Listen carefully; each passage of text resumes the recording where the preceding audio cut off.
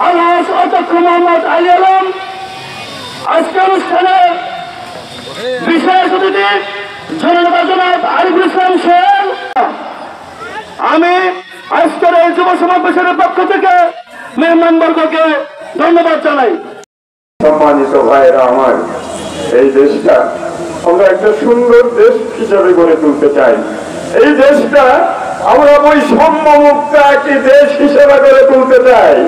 এই দেশটা সকল মানুষের অধিকার নিশ্চিতের মাধ্যমে সকলের মুখে হাসি ফোটাতে চাই। আমরা ভুল ভালের রাজনীতি করি না।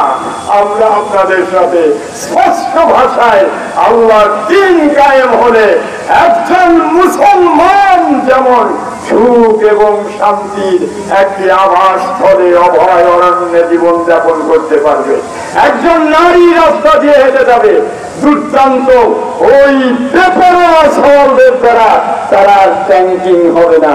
একজন মুসলমান তার ধর্মীয় শিরুর পরিহিতা অবস্থায় যাবে, আমার মামন বোরকা পরিহিতা অবস্থায় যাবে, কারোর উপরে কারোর টিকা টিপ্পনি কাটার দুঃসাহস থাকবে না। এমন সমাজ কি আপনারা চান? এই সমাজের চিরন্তন শাশ্বত গ্যারান্টি হলো আল কোরআন। কোরআন ভিত্তিক সমাজ যতদিন কায়েম ছিল, পৃথিবীর অর্ধজাহান, পৃথিবীর অর্ধেকাংশ যারা কোরআন দিয়ে সমাজ কায়েম করেছিলেন, তাদের সময়কালে কোন অমুসলমান সহ কোন মানুষ নির্যাতিত, নিগৃহীত, নিষ্পেষিত হয় নাই। সেটা ছিল ভাতৃপ্রতিম সুসম্পর্কের এক নজরানা। আর এটা সম্ভব হয়েছিল কোরআন এবং ইসলামী সুশাসন প্রতিষ্ঠার মাধ্যমে। সম্মানিত ভাইরা আমার, আজকেই যারা বলা শুরু করেছেন, মানুষ মাত্রার পরিবর্তন দেখেছে, মানুষ আদর্শের ওই ফুল ঝুড়িতে বিভ্রান্তকর পরিবেশে নিপতিত হয়েছে।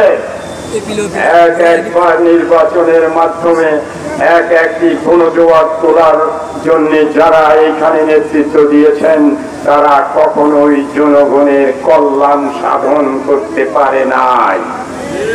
সেই মানুষগুলোই আবার কেউ ফ্যাসিজম থেকে নতুন ফ্যাসিজমের জন্ম দিতে চায়।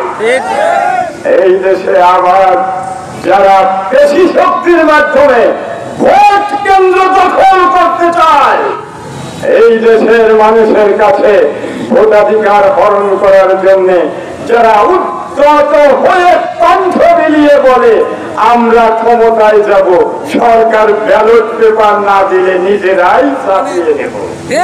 সুতরাং এই দুঃশাসন, এই অপশাসন এবং এই কুশাসন আর বাংলাদেশের মানুষ দেখতে চায় না। এবার সবচেয়ে আশার সংবাদ, সেটা হলো যুবকদের চেতনার দীপ্ত একটি সংখ্যা বাংলাদেশের নতুন পরিবর্তনের মাধ্যমে আল্লাহর দ্বীন কায়েম করার জন্য ঐক্যবদ্ধ। তার প্রমাণ আজকে এই চরনবীপুর সরকারি প্রাথমিক বিদ্যালয়ের মাঠে উপস্থিতি। আমি যাদের দিকে তাকিয়ে দেখছি, তারা সবাই তারুণ্যের যুবকের টপ বাগানো হিলের রক্ত নয়, জানার রক্ত বাংলাদেশে ইসলামী সমাজ বিনির্মাণের জন্য ঐক্যবদ্ধ। সম্মানিত ভাইরা আমার, এই দেশটা আমরা একটা সুন্দর দেশ হিসাবে গড়ে তুলতে চাই।